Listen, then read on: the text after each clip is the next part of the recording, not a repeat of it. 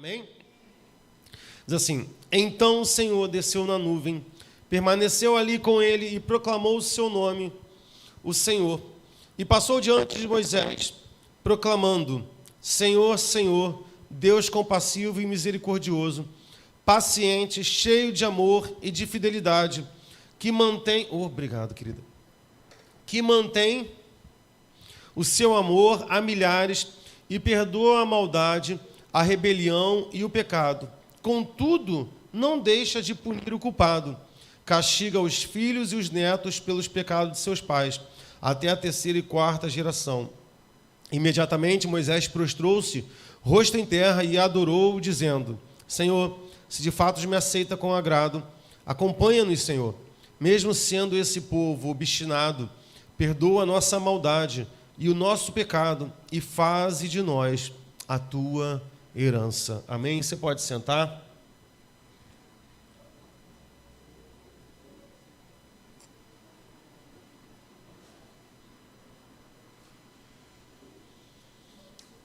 Bruno, dá lá para a Monique. Monique, lá no cantinho. Lá. Se quiser recarregar, Monique, pode. Obrigado. Queridos, hoje pela manhã nós na escola dominical nós estamos estudando sobre o pecado. Falei para a igreja que nós estaríamos ministrando sobre o pecado. Como a pregação ia ficar muito extensa, eu vou estar dividindo essa pregação em 3 domingos. Tá? Essa pregação vai terminar sem ser esse domingo, o outro. Então eu quero te convidar a você participar com a gente. Hoje nós iremos falar sobre o pecado. Domingo que vem nós iremos falar sobre a ira de Deus. E no próximo domingo nós falaremos sobre o ódio de Deus. Ok? E a repulsa da parte do Senhor. A questão é, quando eu leio sobre essas questões, que são elementos da doutrina cristã, porque às vezes nós queremos meio que fazer um combo do que ler sobre Deus. A gente quer escolher do que a gente quer saber sobre Deus, e às vezes algumas questões a gente não quer, a gente quer evitar. Tem atributos e tem elementos e princípios da fé cristã que raramente são proclamados no altar, que dificilmente são falados atrás dos púlpitos. Uma vez eu ouvi um pastor, né, bem conhecido, ele falou assim: eu vou ficar pregando sobre pecado? Quanto pecado? Porque pecar é bom, né? Pecar é bom, as pessoas estão lá, elas gostam de pecar. Eu vou ficar falando: Deus vai te condenar? Blá, blá. Não. Primeiro a gente sacode o bife, aí depois que o cachorro vem, né? Aí a gente entrega a palavra. Mas não é assim.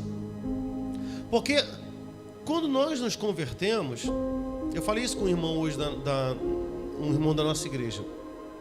Por mais que a gente não pode querer cair na arrogância de querer enfeitar o evangelho, porque a gente não tem condição para isso. O evangelho é sublime por si só.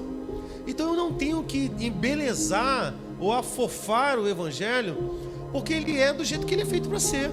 Ele é do jeito que Deus o entregou. A palavra do Senhor diz em Hebreus que no passado Deus falava pelos patriarcas, pelos profetas. Nos últimos dias ele falou pelo seu Filho. Então nós temos os apóstolos pregando arrependimento. Nós temos Jesus pregando arrependimento. A pregação neotestamentária é toda sobre o arrependimento. E quando nós reconhecemos, às vezes eu dou uma freada, porque eu tento repensar as minhas falas. A gente fala assim: quando a gente aceita Jesus Cristo como Salvador, na verdade a gente não aceita nada, né? Parece até que ele estava se oferecendo de uma moeda barata. A gente reconhece, né, essa graça salvadora sobre as nossas vidas. Quem fez essa obra no nosso coração? O Espírito Santo.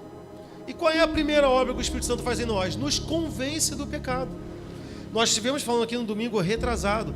Quando eu conheço a Cristo, a primeira obra que o Espírito Santo faz é me levar para a cruz de Cristo. Porque sem a cruz de Cristo, nada tem sentido. Isso aqui seria um ajuntamento, uma reunião agradável, mas não teria sentido de acordo com a fé cristã. Então a primeira palavra, o primeiro contato com o Evangelho precisa ser uma palavra de arrependimento. Precisa ser uma palavra que confronte o homem com o seu pecado. Não venha para Jesus que a sua vida vai mudar. Não é venha para Jesus que a sua família vai melhorar. Não, não é. Por mais que Deus faça. Não é venha para Jesus que Ele vai te curar. Não é por mais que Ele faça. A porta para conhecer a Cristo é o arrependimento. Quando nós olhávamos para o Velho Testamento no tabernáculo, quando as pessoas entravam pela porta do tabernáculo, o tabernáculo tinha muitas coisas. O tabernáculo tinha a Arca da Aliança, o tabernáculo tinha a menorá, que era aquele candelabro, o tabernáculo tinha a mesa da propiciação com os pães, o tabernáculo tinha as portas, tinha as tendas, o tabernáculo tinha as colunas, o tabernáculo tinha a pia de lavar a mão, mas quando as pessoas entravam pela porta do tabernáculo, a primeira visão que as pessoas tinham no tabernáculo antigo era o altar onde os animais eram mortos. Então a primeira coisa, o tabernáculo ele significa o caminho da vida cristã. Ele demonstra tanto que a Arca da Aliança é lá no final, onde Deus fala, onde Ele manifestava a glória dele. Ou seja, qual era a primeira mensagem do tabernáculo? Era uma mensagem ruim. Por mais que a gente veja às vezes esses esquemas, essas maquetes, essa coisa bonita, mas não era bonito. Você imagina um sacerdote matando um bicho atrás do outro. Devia ser um cheiro insuportável, devia ser um aspecto horrível, porque os animais eram mortos ali por causa do pecado. Era a primeira visão que as pessoas tinham no tabernáculo. Não era um parquinho. Não era. Era um local onde os animais eram assassinados. O tabernáculo podia ser até lindo. Estou falando do primeiro tabernáculo, tá? Não estou falando do templo de Salomão, não. Daquele que era a tenda, que o povo andava. Por mais que houvesse beleza no tabernáculo, a primeira visão não era boa. A primeira visão, e isso também remete a Jesus Cristo. Porque a Bíblia diz que quando Jesus Cristo estava caminhando para a crucificação, a Bíblia diz que nós olhávamos para Ele e nele não se encontrava beleza alguma. Eu não preciso enfeitar e embelezar o Evangelho, porque nem Cristo quis isso para a sua vida. Tanto é que uma das tendas do tabernáculo é feita com pele de texugo, e é a última. Tem 4 camadas de tecido, a que fica à mostra é a feia, porque também aponta para Jesus. Ninguém via beleza nele. Isaías vai dizer que nós reputávamos ele como aflito, como alguém que Deus estava castigando. E aí hoje a igreja, para fazer com que pessoas venham a aderir a uma fé, fica enfeitando a sua pregação, fica trabalhando, aí mistura a pregação com estratégia de coach. E aí vai falar assim, 37, 45, mais contas que eles fazem aí. Não é. O primeiro contato que eu tenho com o Evangelho ele me mostra o meu pecado. É o primeiro contato. Até porque o Evangelho, como o Davi cantou aqui, a Bíblia diz assim, o povo que andava em trevas viu uma maravilhosa luz. Se eu vi essa luz é porque eu estava em trevas. O fato da luz ter me alcançado mostra a mim que eu estava andando em escuridão. Ah, pastor Sandro, mas aí as pessoas não vão querer entrar na igreja por essa pregação. Não entrem. Não entrem. Sentimos muito, mas é a opção delas. É a escolha delas não entrarem. Quando Maria chega grávida, e quando Jesus está no ventre de Maria, é uma coisa muito poderosa, porque quando Maria chega perto de Isabel, a Bíblia diz que Isabel é tomada pelo Espírito Santo e começa a profetizar. E olha que nem tinha acontecido Pentecostes ainda. Há algumas manifestações do Espírito Santo, mesmo antes do Pentecostes, também sobre os discípulos, quando Jesus sopra sobre eles. Mas eu quero falar sobre Jesus no ventre de Maria. Quando Maria chega perto de Simeão, talvez você não esteja lembrado no nome, mas você lembra da palavra, sabe aquela palavra, Senhor, despede o teu servo, que os meus olhos já viram. Isso é Simeão. Na bênção de Simeão para Maria, ele vai falar, olha, esse menino realmente é o Filho de Deus, é o enviado do Senhor. Há uma fala de Simeão que ele vai dizer assim, ó, ele levantará muitos e também rebaixará muitos. Jesus Cristo, para nós e para os filhos de Deus, ele é a pedra de esquina, ele é a pedra angular, mas para aqueles que rejeitam a palavra de Deus, ele é a pedra de tropeço. Compreende? Compreende isso? O Evangelho, ele tem 2, irmãos, missões: salvar o pecador e também condenar o pecador. Porque ninguém irá diante do trono do Senhor com cara de desavisado e falar, não, mas eu não sabia. Porque o Evangelho foi pregado. Então o mesmo Evangelho que salva também é o Evangelho que condena. E talvez você talvez isso seja muito pesado aos seus ouvidos, mas a Bíblia vai dizer também no livro de Romanos, que Deus, ao manifestar os seus sinais, Deus endurecia o coração de Faraó. Deus, ele endureceu o coração de Faraó para mostrar o seu poder. Para muitos, o evangelho será salvação. Para outros, isso vai gerar neles mais ódio por Deus ainda. Apóstolo Paulo vai dizer: para alguns cheiros de vida, para outros cheiros de morte. O evangelho tem essa peculiaridade. Então tem pessoas que ouvirão o evangelho e se enfurecerão contra o Senhor, sentirão mais raiva ainda. Uma vez no trabalho, uma amiga, eu não gosto às vezes de estar pregando assim de forma muito descarada no trabalho, porque eu não estou ali para isso, ficar falando, olha, como diz na Bíblia e tal. Mas uma colega minha chegou para mim e falou assim: Sandro, na sua concepção eu vou para o inferno? Eu falei: minha concepção não, há uma leitura bíblica. E olha, eu já trabalhava com ela já há uns 3 anos. Eu falei assim: olha, a Bíblia diz isso, isso e isso. A salvação é por isso. E fizemos. Aí ela parou. Eu não puxei a conversa. Aí ela falou assim: cara, por isso que eu odeio vocês. Eu falei: mas você me odeia? A gente já trabalha há 3 anos. Eu te odeio, cara. Ela virou para mim assim, uma educação: eu odeio tudo que você representa. Eu falei: você não me odeia, você odeia o Senhor. Você odeia o que o evangelho te diz, porque o teu coração é soberbo e arrogante, porque você é altiva, porque você acha que você tem direito à salvação, e a única coisa que todo homem tem direito é a ira de Deus. Às vezes a gente acha que a ira de Deus é uma coisa futura, que virá no dia, só que Efésios vai dizer para a gente que nós naturalmente já somos filhos da ira. Nós somos filhos da ira. João 3,36 vai dizer, olha, João 3,16 é porque Deus amou o mundo de tal maneira, mas João 3,36 vai dizer que Ele salva, e aqueles que rejeitam a ira de Deus permanecem sobre nós. Então, na verdade, a obra de salvação é nos livrar do próprio Deus. É Deus nos livrando da sua própria ira. E isso aí em Jesus Cristo, mas isso aí eu vou estar falando sobre isso mais domingo que vem. Então, queridos, o objetivo de hoje talvez gerar em nosso coração aquela sensação. Alguém já tomou um fino de ônibus? Sabe aquela coisa que você atravessa a rua, acha que vai dar, e aquele ônibus tira um fino e você fica com aquela sensação que a morte te pegou por pouco, né? É essa sensação que Deus trabalha em nós, como se nós passássemos perto do inferno, quando nós falamos sobre o pecado. E é importante falar sobre o pecado. É importante porque se uma pessoa sabe que está doente, ela vai para o médico. Se ela não souber que ela está doente, ela não vai para o médico. Isso traz a ruína para a vida dela. Algumas doenças se manifestam, outras não. Você precisa fazer aquele tal de check-up. Por exemplo, você não sabe se a tua artéria agora está entupindo. Eu vou te avisar, está. Você vai fazer um check-up para ver como é que está a situação. Então tem coisas que não se manifestam. Na nossa vida espiritual também é mesmo. Quando nós não entendemos e não paramos para refletir no nosso estado de pecado, isso faz com que nós tratemos a salvação como se fosse uma coisa banal, como se fosse um ato fofo, carinhoso de Jesus Cristo. Não é só isso. É algo grandioso, grandiosa a salvação. A salvação é grandiosa e nós só entendemos a grandiosidade dessa salvação quando nós compreendemos a profundidade em que nós estávamos mergulhados no pecado. E aí a gente olha para a nossa vida e a gente fala assim: caramba, como é que Deus pode salvar um homem como eu? Como que Deus pode salvar uma mulher como eu? Pode transformar uma pessoa. E aí a gente entende como a salvação ela é grandiosa. Agora, quando eu rejeito o meu pecado, quando eu não quero falar sobre as minhas falhas, quando eu não quero falar sobre a minha vida de pecado, a salvação parece até um favor que Deus nos fez. Parece um favor.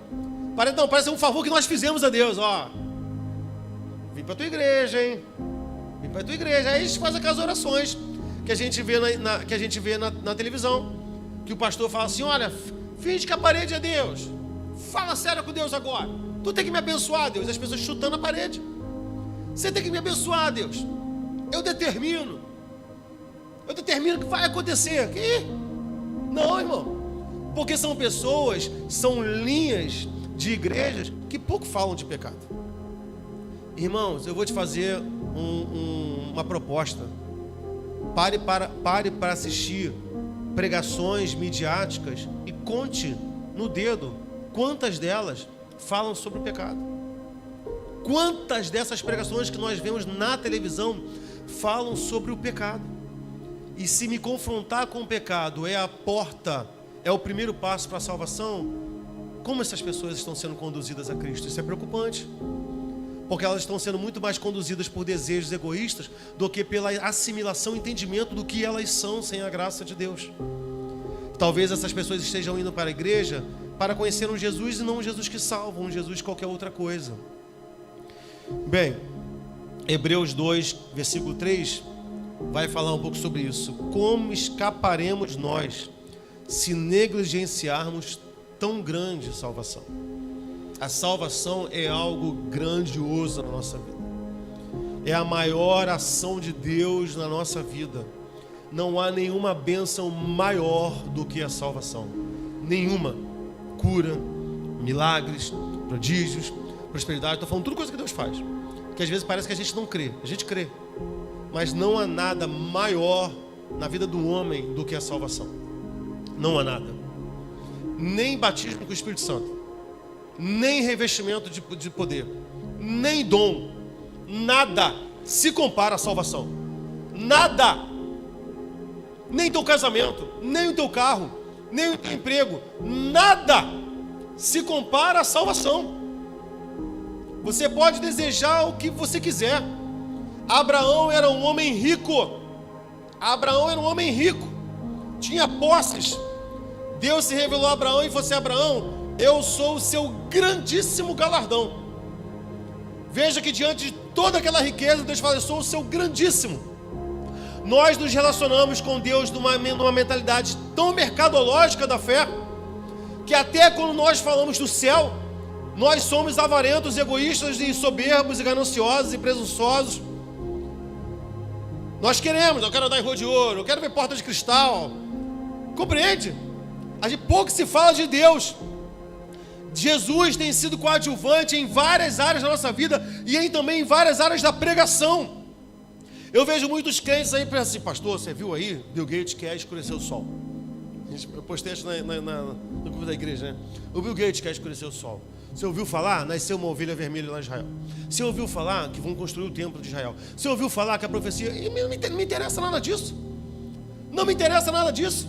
Porque eu sei como a história se encerra. Não é essa a preocupação. Porque Apocalipse me mostra aquele que é digno de abrir o livro e desatar os selos. No final, quem vence é Cristo. E você vê um monte de crente neurótico. Você viu? Nasceu lá. Você viu? Você viu a lua? Você viu a nuvem? Eu não vi nada, irmão. O que eu quero ver é Jesus Cristo voltar. Pode acontecer. Então assim, Jesus Cristo ele vai sendo um coadjuvante da história. E Jesus Cristo tem sido um coadjuvante, inclusive, do céu. Porque quando nós falamos do céu, a gente fala de rua de ouro, a gente fala de porta de pérola, de mar de cristal, não sei o que, de jaspe. E aí a gente fala assim: não, porque Deus tem galardão para a tua vida. As pessoas às vezes nem entendem que é a questão do galardão. Não, eu vou ter galardão, aí é pedra. Não, eu vou ter pedra, e tem aquela brincadeira: se eu não tiver pedra, eu vou ter diadema. Se eu tiver diadema, eu vou ter tiara. Se tiver tiara, eu vou ter... Mas não é isso, irmão. Nosso galardão é o Senhor. Deus falou para Abraão: Abraão, eu sou o seu grandíssimo galardão. O que pode haver no céu que seja mais precioso, inclusive, do que a própria presença de Deus lá? Porque se Deus não estiver no céu, escreve o que eu estou dizendo. Se Deus não for conosco para o céu, nós, como seres humanos, transformamos o céu num inferno. Porque foi isso que a gente fez para a terra. Está esquecendo disso? Porque a terra também era perfeita. Deus não nos fez imperfeitos. Deus não fez a terra imperfeita. Eclesiastes 7, versículo 29. Olha que Salomão vai dizer: assim cheguei a esta conclusão: Deus fez os homens justos, mas eles foram em busca de intrigas, de males. Veja que Salomão está falando: Deus fez o homem justo, Deus fez o homem perfeito. Isso é balizado lá em Gênesis 1, 26, 31. Então disse Deus: façamos o homem à nossa imagem. Deus é perfeito, fomos feitos à sua imagem. Sobre todos os pequenos animais que se movem rente ao chão, criou Deus o homem à sua imagem, a imagem de Deus o criou, homem e mulher os criou. Deus abençoou e lhes disse: Sejam férteis, multipliquem-se, encham, subjuguem a terra, dominem sobre os peixes do mar, sobre as aves do céu, olha quanta bênção, e sobre todos os animais que se movem pela terra. Disse Deus: eis que lhes dou todas as plantas que nascem em toda a terra e produzem sementes, e todas as árvores que dão frutos como semente, eles servirão de alimentos para vocês. E dou todos os vegetais como alimento, como tudo o que tem em si fôlego, a todos os grandes animais, a todas as árvores que dão fruto como semente, eles servirão de alimentos para vocês. E a todos os grandes animais da terra, e todas as aves do céu, e todas as criaturas que se movem rente ao chão. E assim foi. E Deus viu tudo o que havia feito, e tudo havia ficado muito bom. Deus nos fez perfeito, irmãos. É isso que Salomão está fazendo. Está dizendo: Deus fez o homem justo, só que o homem procura males. O homem procurou o seu mal, mas mesmo assim, mesmo o homem fazendo isso, Deus continua sendo compassivo. Deus continua até os dias de hoje sendo gracioso. Hebreus vai nos dizer qual é a razão de Deus, de Jesus Cristo não ter voltado ainda, porque Ele é longânimo em salvar.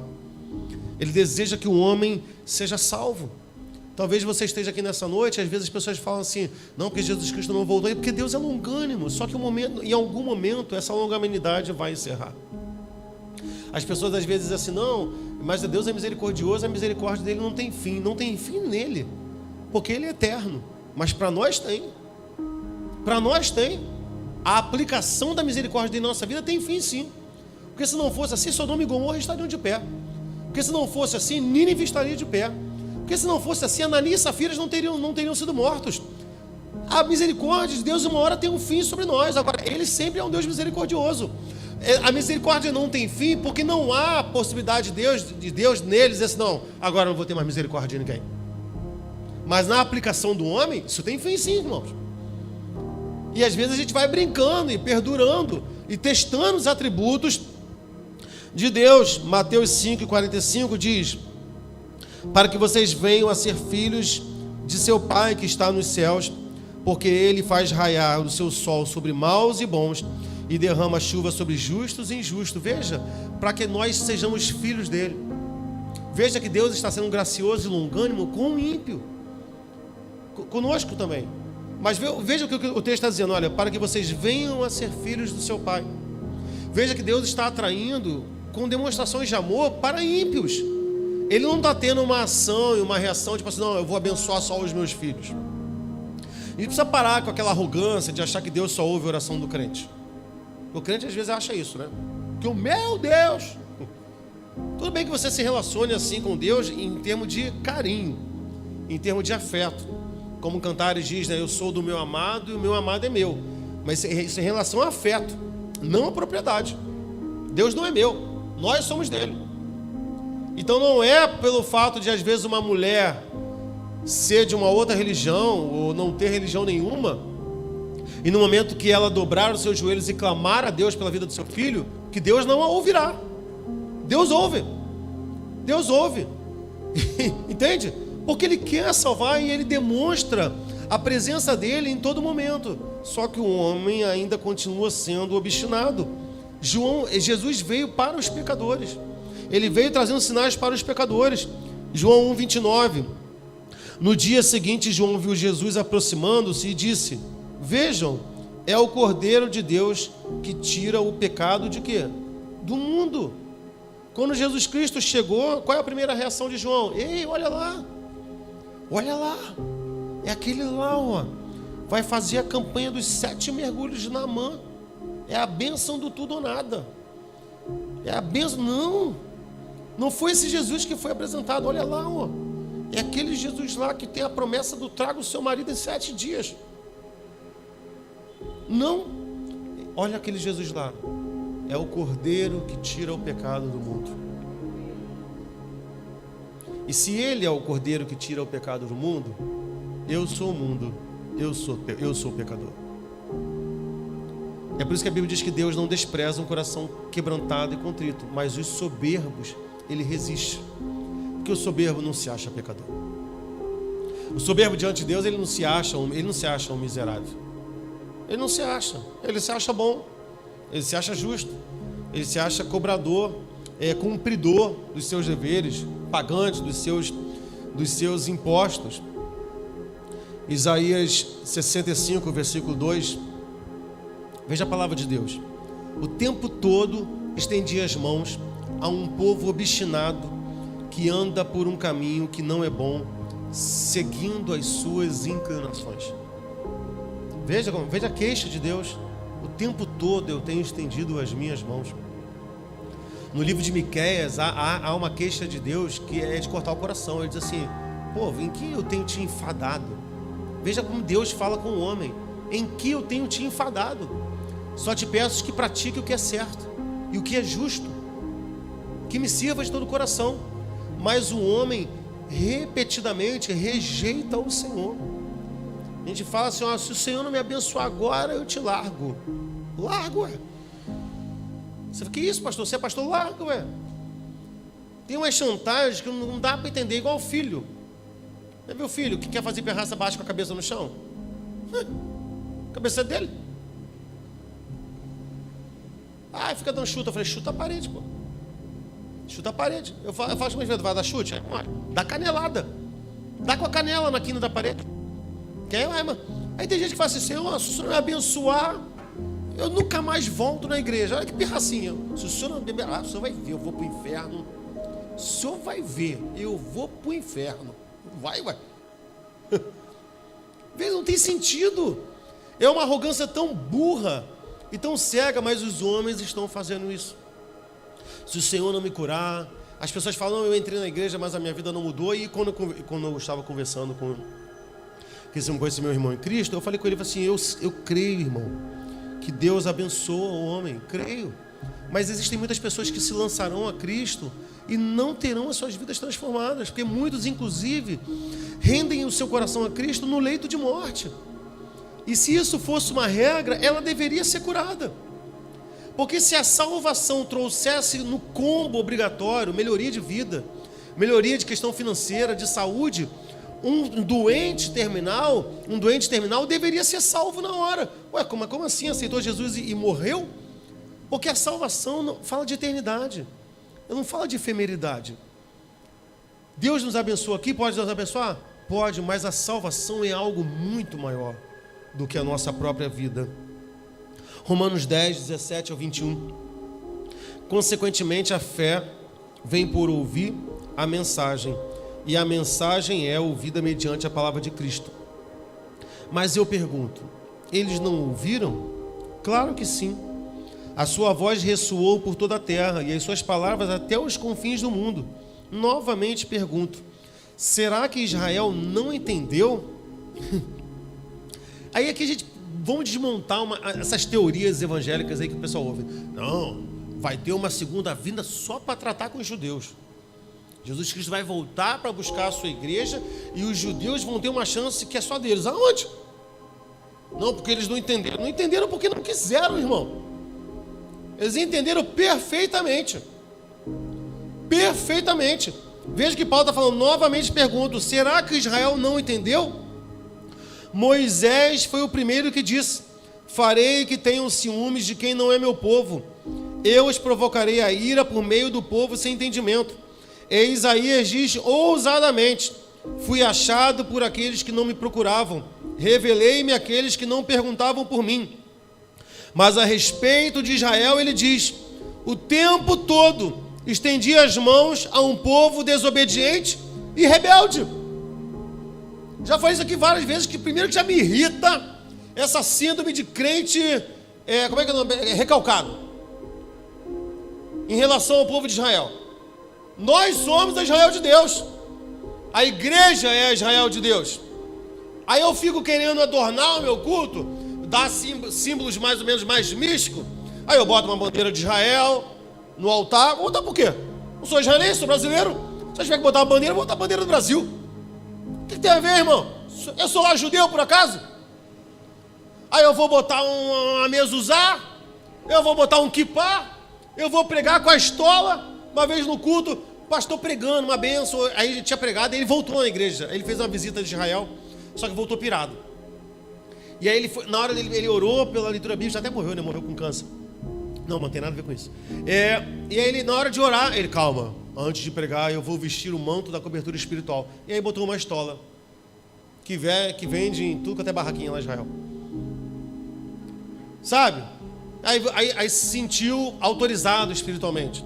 Aí você vai ver igrejas que para fazer a Santa Ceia só compram suco de uva em lojas onde o dono seja judeu. Aí o judeu adora, né? Aí o judeu ama. Entendeu? Não compreende, parece que está recosturando o véu que Deus rasgou, que hoje todas as nações, na verdade a promessa de Abraão era para todas as nações: em ti serão felizes todas as nações da terra, todos os povos da terra. Aí fica um monte de crente recalcado aí bota leão e bota ovelha. A gente é brasileiro, irmão. Primeiro a gente é nação, povo escolhido de Deus. Depois disso a gente é brasileiro, irmão. Vou botar bandeira de Israel nenhuma aqui. O tempo todo eles souberam. O tempo todo Deus estendeu as mãos para eles. Mas eles foram rebeldes e desobedientes. Que história é essa que Deus tem um plano de salvação separado para Israel? Que história é essa, irmão? Hoje Deus trata com todos. Apocalipse vai dizer que Deus nos fez reis e sacerdotes. Hoje a palavra de Deus é disponível a todos. Eu creio sinceramente que no dia do juízo final alguns deles vão chorar mais amargamente. Isso aí eu creio, porque o Messias andou no meio dele. O Messias não andou aqui em Copacabana. O Messias andou nas ruas de Jerusalém. Eu creio que Pilatos vai chorar amargamente, porque um dia ele viu Jesus Cristo massacrado e humilhado e lavou as suas mãos. Mas vai chegar um dia que a coisa vai virar, e Pilatos vai estar diante desse Senhor. Aí eu creio, e aí é diferente. Bem, e o que a gente precisa compreender em relação a tudo isso que a gente está falando, que o pecado ele é algo tão terrível, porque o pecado ele afeta a Deus. O nosso pecado ele atinge a Deus. Não que o nosso pecado enfraqueça Deus, não é isso. Porque Deus ele é autossuficiente, ele é autodeterminante, ele é autogovernante, ele é todo poderoso, ele manda em si nada. Mas nosso Deus, ele não é um Deus apático. Ele não é um Deus que vê o seu povo em se encaminhar para idolatria, prostituição e não sinta nada. Porque Deus sempre se revelou a nós como um Deus relacional. Ele se relaciona conosco. A gente vê isso na própria oração que Jesus Cristo nos ensina: Pai nosso que está nos céus. Ele se refere a nós como paizinhos. Falei hoje de manhã, ele diz, olha, não pequeis. Aí ele vai dizer, filhinhos, não pequem.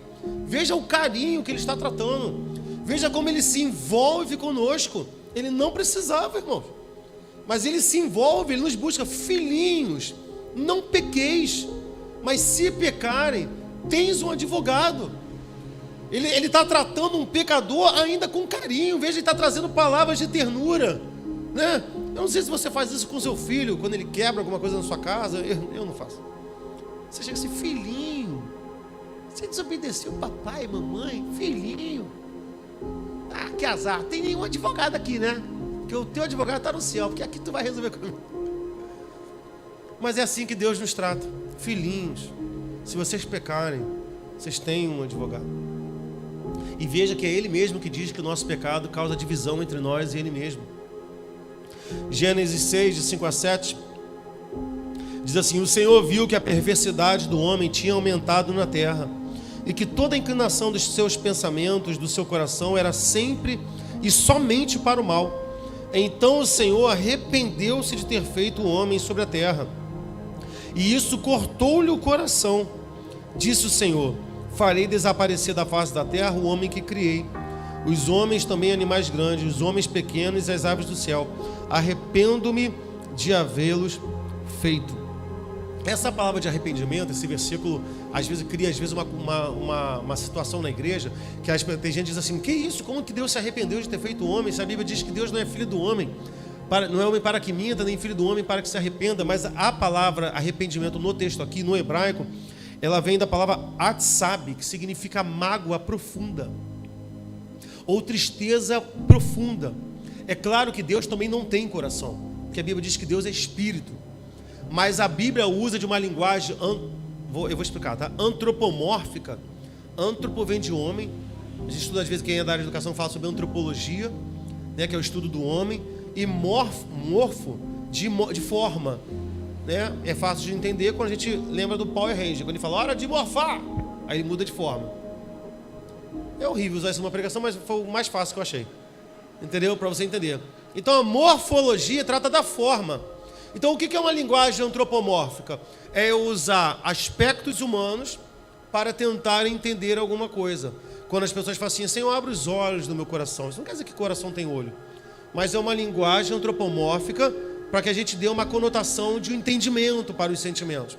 Quando nós falamos do coração de Deus, a mão do Senhor está estendida, os olhos do Senhor estão sobre todo lugar.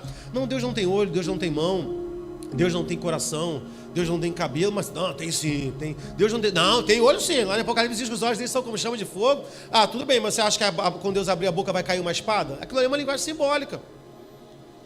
A Bíblia usa essa linguagem para que a gente possa assimilar e se relacionar com Ele como um pai. Compreendeu até aqui? Então esse arrependimento vai tratar de não que Deus tenha errado. Não é que ele olhou para ele, caramba, vacilei, não era para ter feito essa corja, caraca, vou destruir todo mundo. Não, não é isso. Esse arrependimento nós causamos no coração de Deus. No coração de Deus. Teu filho pode te entristecer profundamente. E você pode até dizer, caramba, foi para isso que eu botei filho no mundo? Mas eu tenho certeza que se te derem autoridade e uma arma, tu não mata o seu filho. Por mais às vezes que você tenha um sentimento de arrependido, cara, eu botei filho para isso. Compreende? Salmos 78, do 34 ao 40, diz assim, sempre que Deus os castigava com a morte, eles os buscavam com fervor, se voltavam de novo para Ele. Lembravam de que Deus era sua rocha, de que o Deus Altíssimo era seu Redentor. Com a boca adulavam, com a língua o enganavam. O coração deles não era sincero, não foram fiéis à sua aliança. Contudo, Ele foi misericordioso. É incrível, né? Veja que Deus está se relacionando com um povo falso. Ele está falando assim, olha, eles adulavam o Senhor, enganavam Ele com as suas línguas. Você acha que Deus não sabia? Claro que Ele sabia. É óbvio que Ele sabia, Deus conhece o coração. É claro que Ele sabia, mas aí Ele vai dizer, contudo, Deus foi misericordioso, perdoou-lhes as maldades e não os destruiu. Vez após vez, conteve a sua ira, sem despertá-la totalmente. Agora veja isso, Deus lembrou-se, eu vou mudar o texto aqui para a gente trazer para a gente, lembrou-se de que nós éramos meros mortais, brisa passageira que não retorna. Quantas vezes mostraram-se rebelde contra ele no deserto e o entristeceram na terra solitária. Veja que texto incrível. E mesmo em um momento de adoração, com falsidade, Deus sabia que o culto era mentiroso. Deus sabia que a lisonja só estava na língua, que seus corações estavam distantes dele. Mas mesmo assim, Deus perdoou os seus pecados, porque Ele lembrou que o homem é brisa passageira. Ele lembrou que o homem é fraco. Vez por vez, Deus salvava eles no deserto. E o que o homem fazia? O feria, o entristecia, o magoava Deus. Quantos votos muitos de nós já não fizemos ao Senhor e não cumprimos. E a Bíblia diz, olha, é melhor não votar. Deus não se agrada de voto de tolo. Ele nem pede que a gente vote. Ele nem pede, não há nenhuma ordenança, faça votos. Se é algo que parte do coração do homem. A Bíblia diz, se não for para cumprir, melhor que não faça. Porque Deus não se agrada de voto de tolos. Quantas vezes nós entristecemos ao Senhor, fazemos votos e não cumprimos.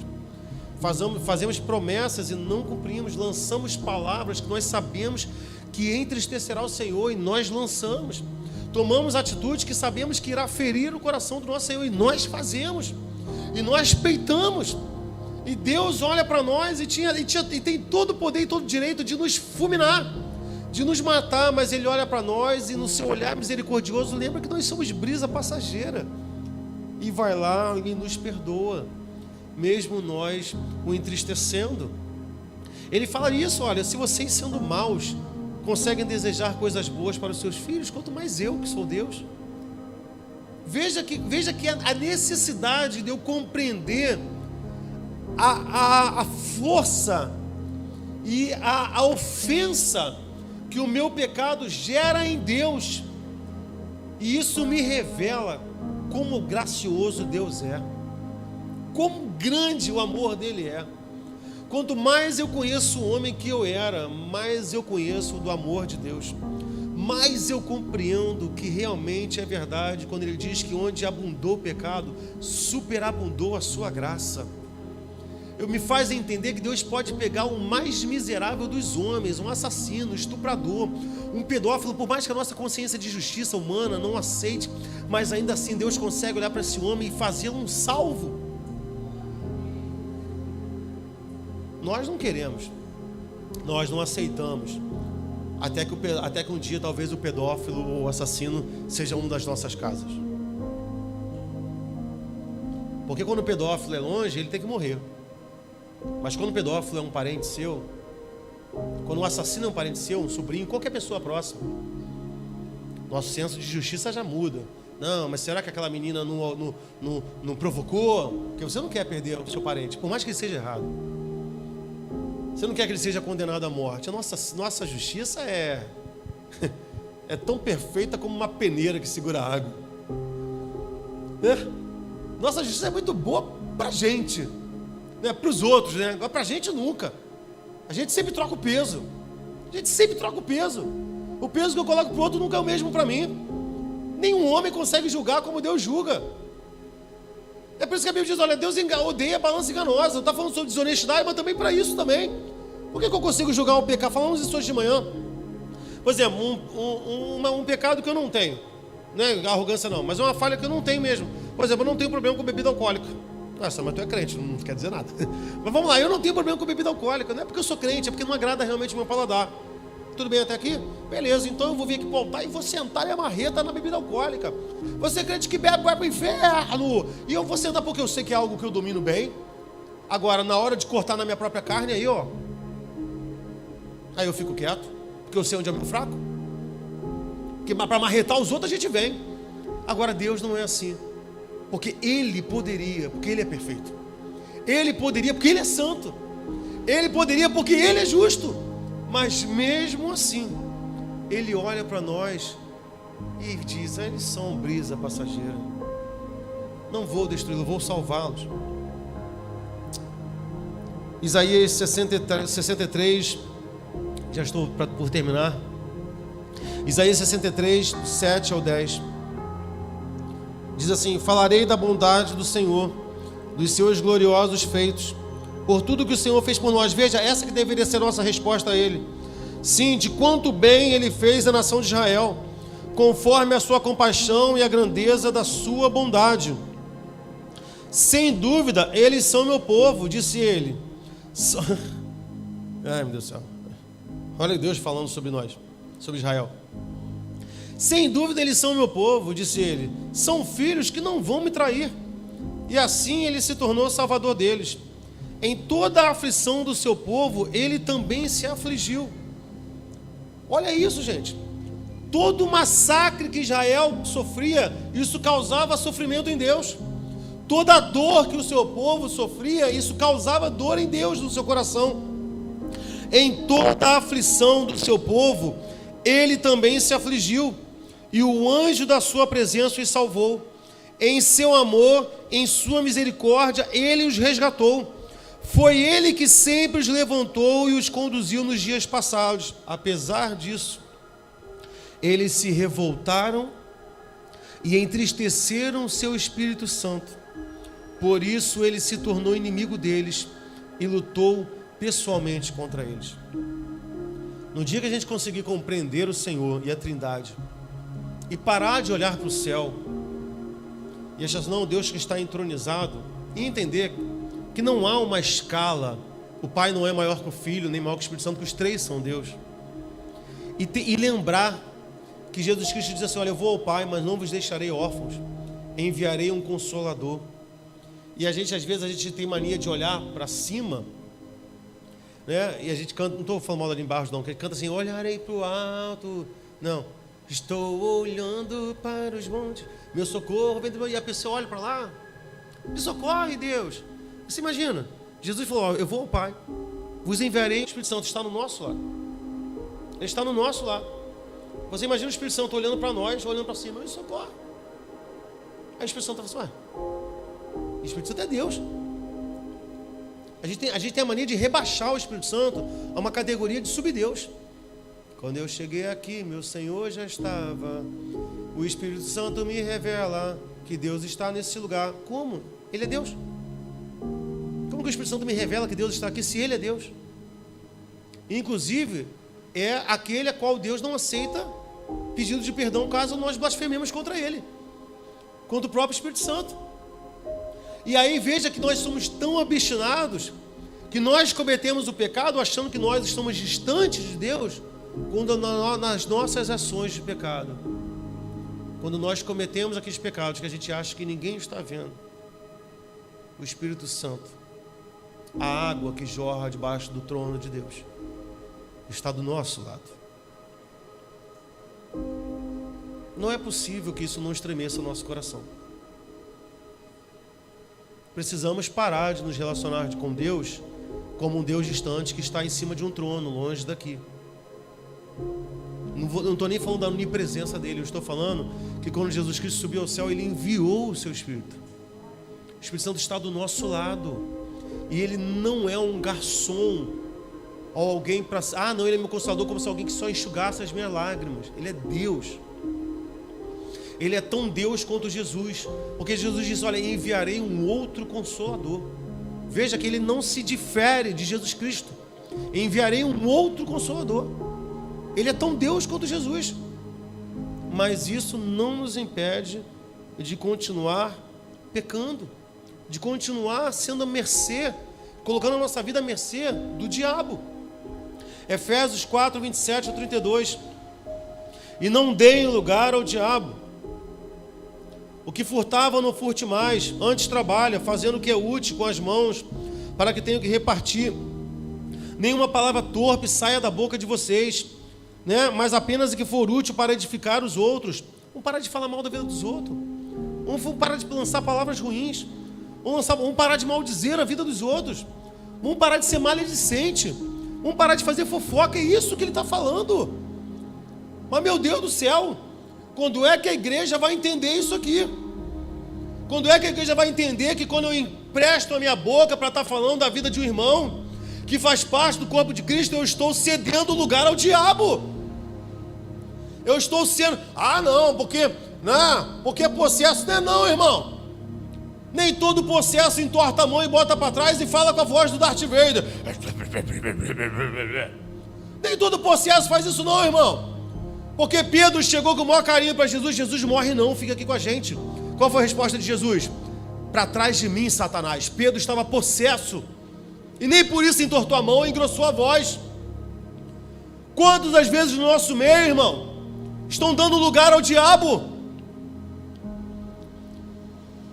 Ele vai dizer: não entristeçam o Espírito Santo de Deus, com o qual vocês foram selados para o dia da redenção. Livrem-se, veja isso, livrem-se de toda amargura, indignação, ira, gritaria. Casa de crente que é uma aberração, gente. Não é uma aberração, não, é berração. Cala a boca, desgraçado. O vizinho ficou olhando assim: que isso? Eu vou continuar com o Exu. A casa do crente aí é pior do que o pai, é um maldizendo o outro.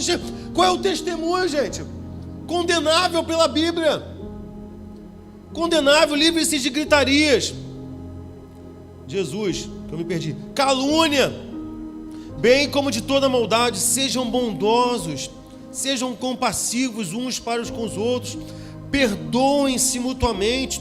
Eu não consigo perdoar, vai para o inferno então, miserável. Porque se na oração do Pai Nosso eu digo: Senhor, perdoa os meus pecados assim como eu perdoo os meus... Não. Perdoa as minhas dívidas, assim como nós perdoamos os nossos devedores. Na versão católica, perdoe as nossas ofensas, assim como nós perdoamos a qual nos demos ofendido. Veja, nós estamos condicionando. A gente vai falar, então tu não perdoa, então eu não preciso te perdoar. É isso que você está dizendo? É exatamente isso. Ah, beleza, eu vou te lançar para o inferno então.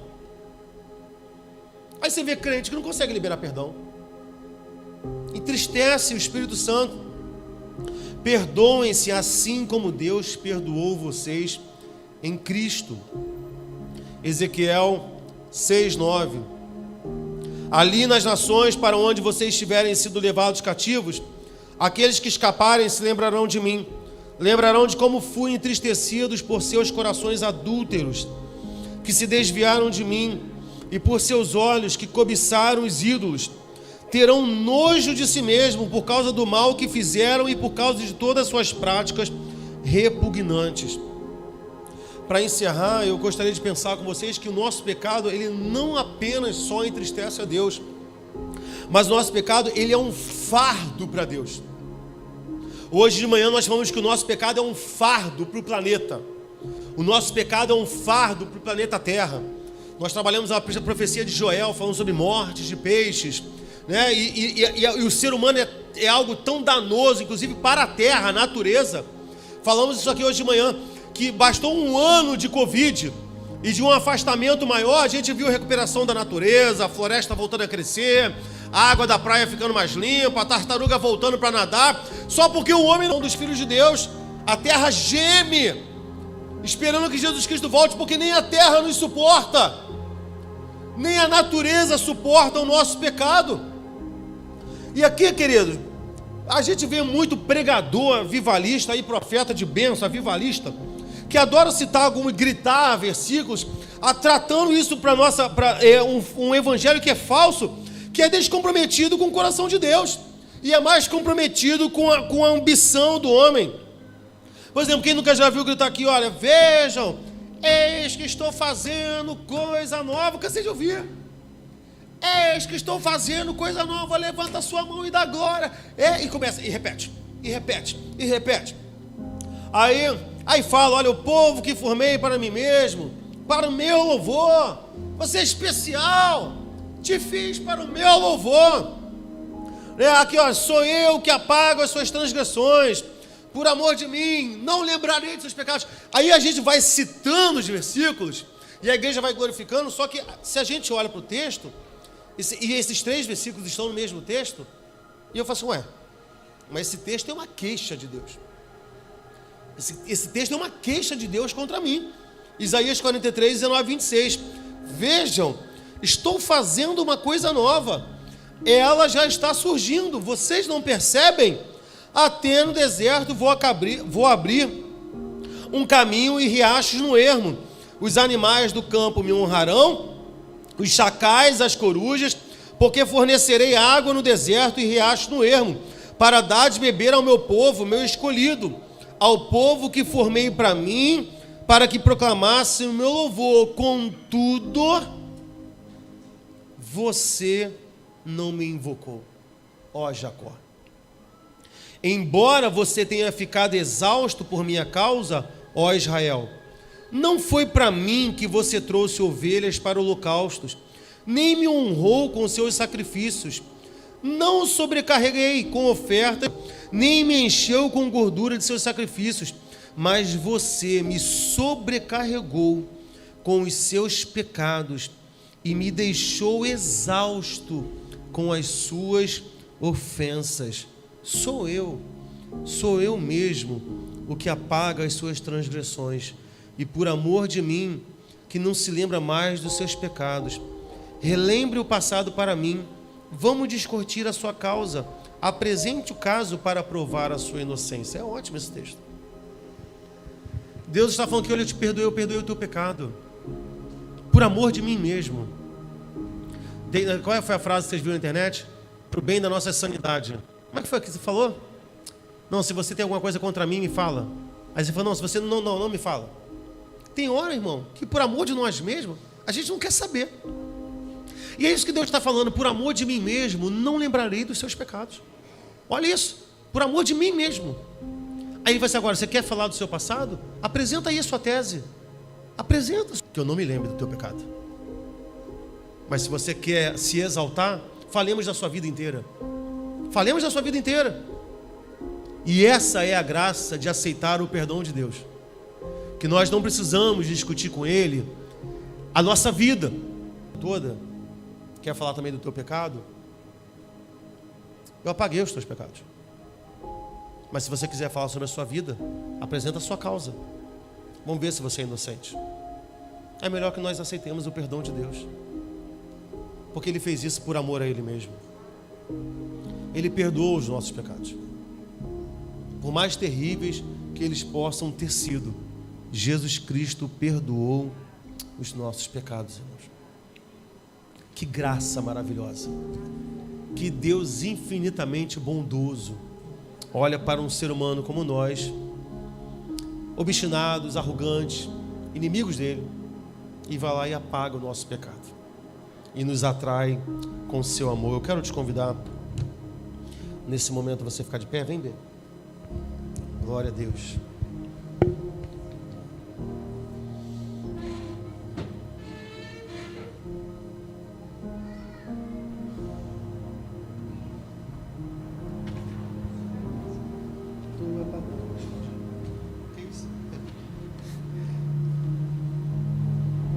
Pode abaixar um pouquinho o piano. Isso. Quero cantar essa canção com vocês.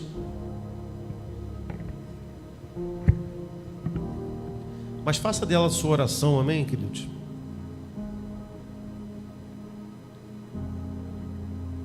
Isso.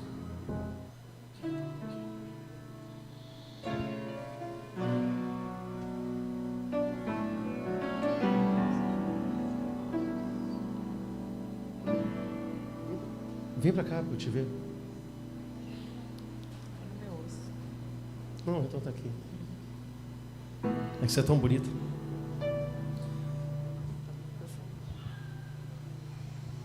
Pode baixar um pouquinho o piano. E o meu microfone também, se quiser. A tua palavra escondi, guardada no meu coração, pra eu não pecar contra ti, Senhor. A tua palavra escondi, minhas vestes do sangue lavei,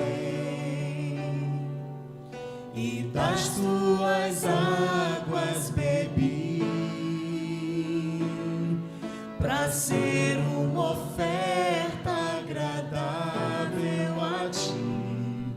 Minha vida te consagrei,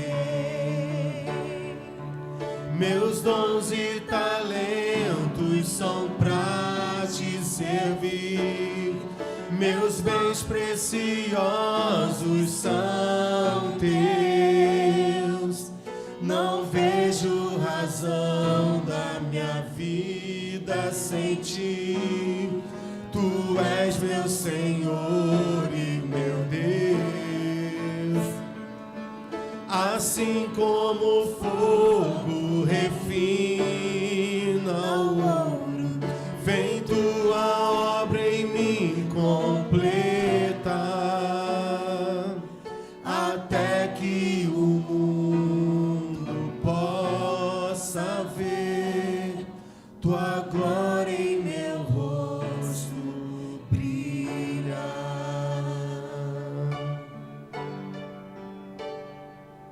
Oh,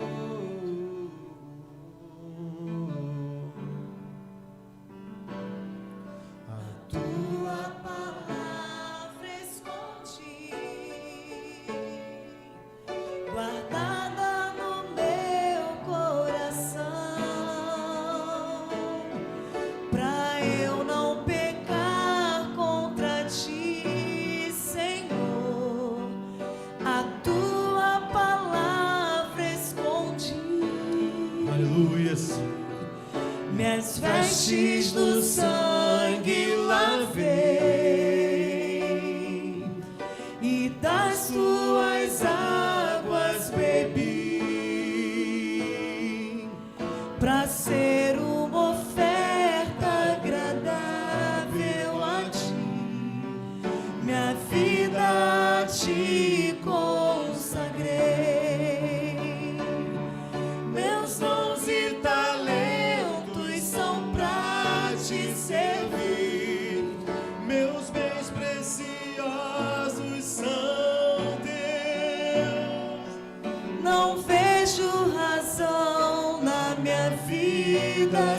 ti. Tu és meu Senhor e meu Deus. Assim como o fogo refina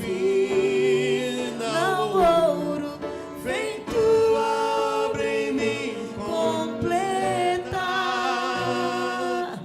até que o mundo possa ver tua glória em meu rosto brilhar, até que o mundo possa ver tua glória em meu rosto brilhar. Mais uma vez, até que o mundo possa ver tua glória em meu rosto brilhar.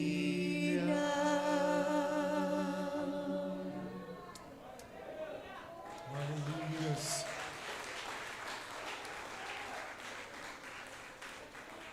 Aleluias. Te louvamos, Deus. Dá-nos graça, Senhor, para que possamos honrar o teu amor. Aleluias. Nós já estamos encerrando, meu irmão. Há alguém nessa noite aqui que deseja entregar a sua vida a Cristo? Nós vamos orar pela sua vida. Quer tomar a decisão hoje de reconhecer a Cristo como seu único e suficiente Salvador? Você tem essa oportunidade. Você pode estender a sua mão, sai do seu lugar, nós vamos orar por você. Há alguém que deseja tomar essa decisão racional hoje? Racional, depois de ter entendido o que nós somos, entendido que o homem é sem Deus. Alguém nesta noite que deseja tomar essa decisão? Não há. Então nós iremos orar e nós iremos para os nossos lares. Que a nossa semana, querido, que o nosso dia a dia, que o nosso testemunho, que as nossas ações sejam todas direcionadas para honrar o nome do Senhor. Não é apenas aqui. Lembre-se do que o texto diz: quer comais, quer bebais, façam tudo para a glória de Deus. Meus queridos, façam tudo para a glória de Deus. Façam tudo para que Deus seja glorificado. Tudo, tudo, no trabalho, na escola, e tudo, no seu palavreado, em tudo, para que nosso Deus seja glorificado. Senhor, nós te louvamos, bendizemos o teu santo e poderoso nome. Muito obrigado pela tua presença, obrigado pela tua palavra derramada em nossos corações. Leva o teu povo em segurança para as suas casas, que eles tenham uma semana marcada pela tua presença e que essa presença gere em nós temor, alegria pela sua presença, mas temor por saber que estejamos nós onde estivermos, tua presença estará lá conosco. Somos acompanhados por um Deus rico em bondade, em benignidade, mas também um Deus justo. Que a nossa vida seja gasta, Deus, para glorificar o teu nome. Glorifica o teu nome através da nossa vida, em nome de Jesus. Amém. Receba a bênção do Senhor, que o Senhor te abençoe e te guarde, que o Senhor faça resplandecer o seu rosto sobre ti, que Deus tenha misericórdia de ti, que o Senhor sobre ti levante o seu rosto e te dê a paz. Dá um forte aplauso ao Senhor, amém. Uma semana abençoada. Deus esteja com você. Para sempre.